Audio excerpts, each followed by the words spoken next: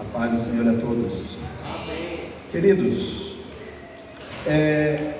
qual é a tua visão de Deus? Qual é a visão que você tem de Deus na sua vida? Por que eu pergunto isso para você? Está gravando ainda? Primeiro, por que eu pego alguns 15 minutos, 10 minutos, ou da IBD ou dos cultos? Porque eu me sinto assim muito na responsabilidade de doutrinar a igreja. Eu aproveito cada oportunidade que me é dada, porque nós temos um problema nessa igreja. É muito inconstante. A presença dos irmãos é muito inconstante. Então, às vezes nós temos a maioria da massa do povo no domingo à noite, mas nos outros cultos é muito difícil você ter uma participação expressiva. E eu não posso deixar o domingo à noite para me dizer tudo que Deus colocou no meu coração durante a semana, senão a gente vai ficar aqui até 11 horas da noite. Então eu preciso ir jogando aos poucos, eu preciso ir compartilhando aos poucos. Qual é a minha preocupação como pastor nesse tempo? O povo de Deus desviado. Você, crente da Igreja Batista de Itatiaia, se desviado. Mas por que, pastor, eu tenho essa preocupação? Porque eu estou vendo um monte de crentes desviando em outras igrejas batistas. Porque eu estou vendo um monte de crentes desviando em outras igrejas evangélicas. Porque eu estou vendo pastores, amigos meus, descabelando com situações relacionadas à heresia dentro da casa de Deus. E uma das coisas que é muito importante para a gente trabalhar isso no nosso contexto de igreja, escola bíblica dominical.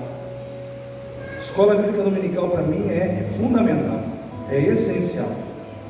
Aqui em Romanos 11, 22, tem um daqueles textos assim difíceis, que às vezes as pessoas olham e passam batido, porque é um texto de difícil interpretação, e às vezes a gente corre desses textos, mas a gente tem que saber lidar com esses textos. Diz assim: considera, pois, a bondade e a severidade de Deus. Para com os que caíram, severidade, mas para contigo, benignidade, se permaneceres na sua benignidade. De outra forma, ou de outra maneira, também tu serás cortado. Então aqui nós temos um Deus que corta, nós temos um Deus que Ele é bom, mas Ele é severo, e às vezes a gente tem uma dificuldade muito grande de conciliar as duas coisas, Como que eu vou conciliar um Deus que é bom com um Deus que é severo? Como que eu vou conciliar um Deus que é bondoso, que é amoroso, que é benigno, com um Deus que é severo, que corrige, que corta, que julga, que absolve e que condena? Só que nós precisamos ter a visão clara e exata de quem é Deus. Por quê, irmãos? Porque muitos teólogos famosos nos dias de hoje estão se desviando da fé, e tudo começa aí. Quem é Deus? Qual é a visão que você tem de Deus na sua vida? Eu estava vendo um pouco sobre o Ed Renekiewicz, que foi um grande pastor no nosso meio batista, fez parte da convenção batista ali, das igrejas de São Paulo, e hoje ele foi excluído da convenção batista, ele foi excluído. É um cara super inteligente, e eu fico preocupado se crentes dessa igreja começarem a ler os artigos do Ed Renekiewicz. Por quê? Porque a maneira como ele coloca a ideologia cristã dele é muito convincente. Porque o que acontece hoje, irmãos, a gente tem que entender o seguinte: hoje, infelizmente, eu não sei por que está acontecendo isso, talvez seja uma estratégia do diabo, tudo está muito fundamentado em ideologias políticas, em ideologias de classes, em partidarismos. Então hoje está se fragmentando o cristianismo, e dependendo da atitude que você tem em relação à palavra, você é classificado como fundamentalista, conservador. Então você é um cristão conservador, fundamentalista, você é um cristão progressista, você é um cristão socialista. Então estão criando várias classificações dentro da visão do que é ser cristão. E na realidade, irmãos, nós temos que ser cristãos bíblicos. Nós temos que deixar essas nomenclaturas de lado e sermos bíblicos, porque hoje existe uma tendência muito grande dos líderes, pastores, teólogos, de sujeitarem o cristianismo, o evangelho de Cristo e até mesmo a concepção de Deus às causas sociais que eles defendem. Então, eu defendo uma causa social, o meu Deus, ele tem que entrar dentro dessa visão, dessa causa e por aí vai. Vou dar um exemplo para os irmãos. Quem conhece o pastor Edil? Gosto muito dele, muito inteligente, meu amigo, mas às vezes ele entra muito profundamente dentro da causa do racismo, que ele se perde um pouco em relação à sua teologia cristã. E alguns dias atrás, no grupo dos pastores, teve uma discussão nesse sentido. Eu não queria participar, falei, não vou entrar, entrei. Por quê? A discussão tomou muitas proporções, porque, eu não sei se foi em São Paulo ou no Rio de Janeiro, um policial militar, ele pegou o assaltante no ato, né? E era uma pessoa negra, de cor negra, uma pessoa de cor preta. E ele algemou o camarada e levou ele algemado na moto. Claro que o policial estava de moto e o camarada estava a pé. Aí isso gerou uma discussão muito grande no grupo dos pastores, principalmente aqueles que defendem a questão do racismo e etc. E aí o Edil colocou assim: o rigor da lei só funciona para os pretos. E aí muitos foram discutindo sobre esse assunto. Eu falei, olha, eu vou me manifestar. Falei, olha, eu discordo, pastor Edil.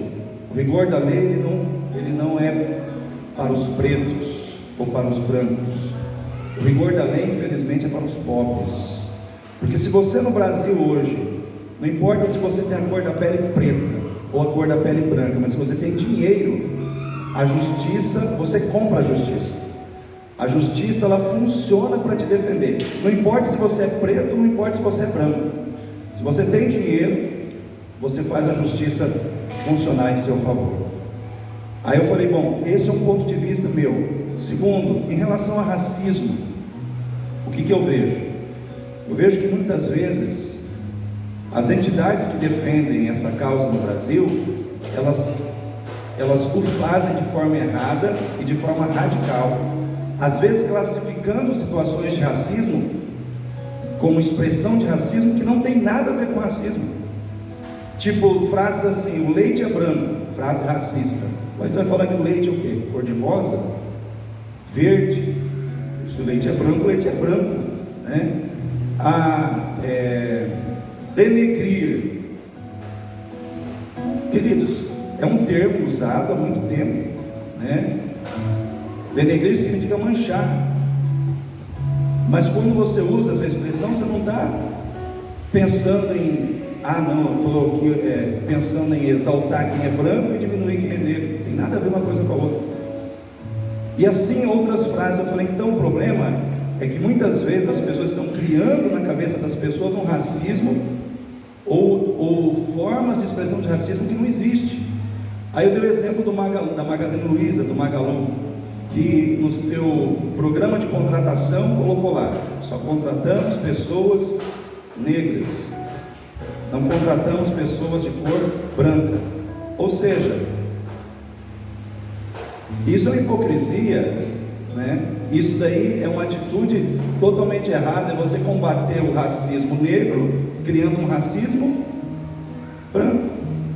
É você combater uma discriminação contra uma pessoa negra discriminando uma pessoa de cor branca. Então, falei, gente, está tudo errado. São os exageros que estão acontecendo. Eu falei, a discussão, existe racismo no Brasil? Existe.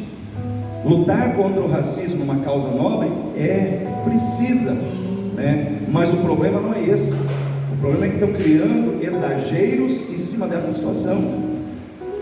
E aí eu coloquei o seguinte, falei, as cores, elas existem apenas para criar uma amplitude na nossa compreensão sobre a beleza que há na diversidade.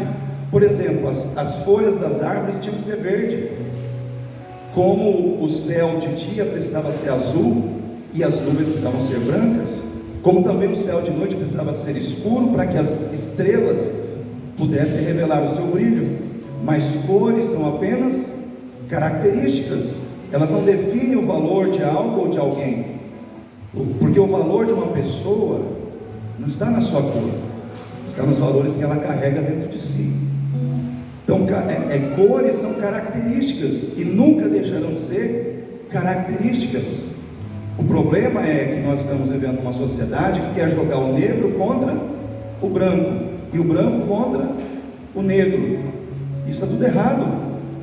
Então hoje nós vivemos questões em que muitas vezes dentro de igreja está se dizendo que Jesus veio defender mais a causa dos negros do que a causa dos brancos, e Jesus não veio fazer nada disso. Jesus não veio defender a causa dos negros, nem a causa dos brancos.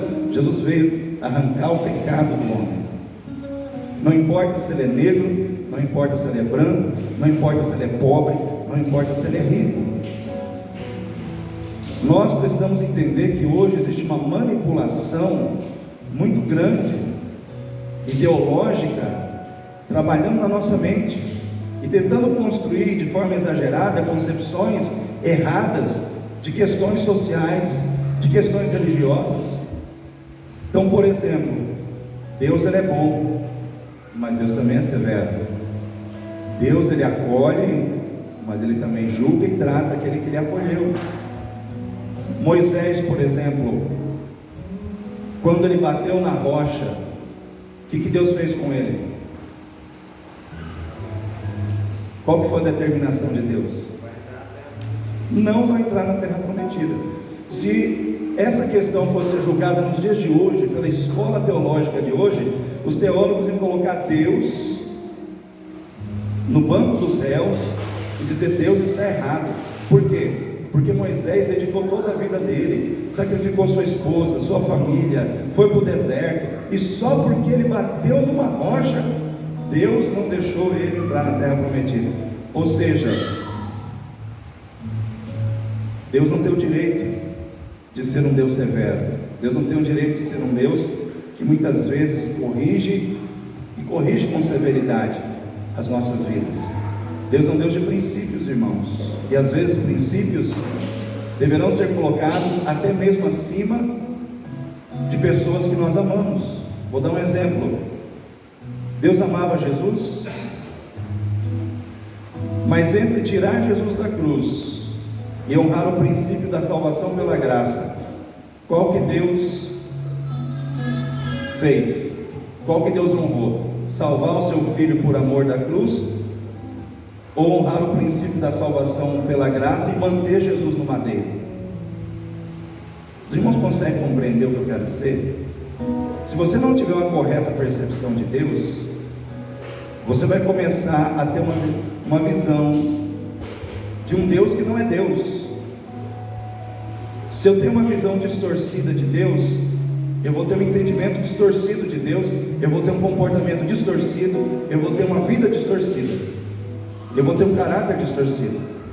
Se eu tiver uma visão corrompida de Deus, eu terei uma visão corrompida que vai corromper a minha vida, vai corromper as minhas atitudes, vai corromper o meu entendimento. Por exemplo, se Deus, por amor, Ele deixa de fazer o que é certo, então Ele se corrompeu. Não importa qual seja o alvo do amor dele. Se Ele, por amor, Ele deixou de fazer o que é certo, Deus se corrompeu.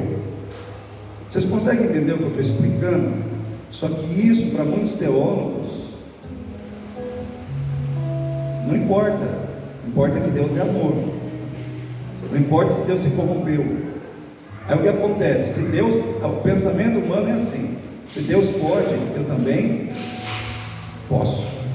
Se Deus pode se corromper, eu também posso me corromper. Então nós precisamos ter uma visão. Esse texto que eu li aqui, ele está inserido no seguinte contexto. O apóstolo Paulo está falando com os gentios, dizendo assim: primeiro vieram os da lei, eles não creram, pela sua incredulidade Deus os cortou da videira, e vocês, porque creram na graça, creram em Jesus, vocês foram enxertados na videira. Então Deus foi benigno para com vocês, mas foi severo para com eles. Porém, se vocês não permanecerem na benignidade de Deus, Deus também pode ser severo com vocês.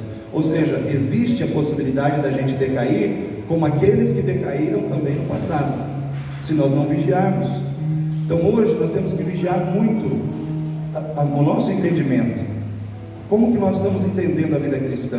Como nós estamos entendendo quer servir a Deus, quem é Deus na minha vida, nós precisamos entender essas questões. Deus, Ele é bom, mas Deus também é severo. Então nós precisamos entender isso. E eu quero que você fique em pé nesse momento.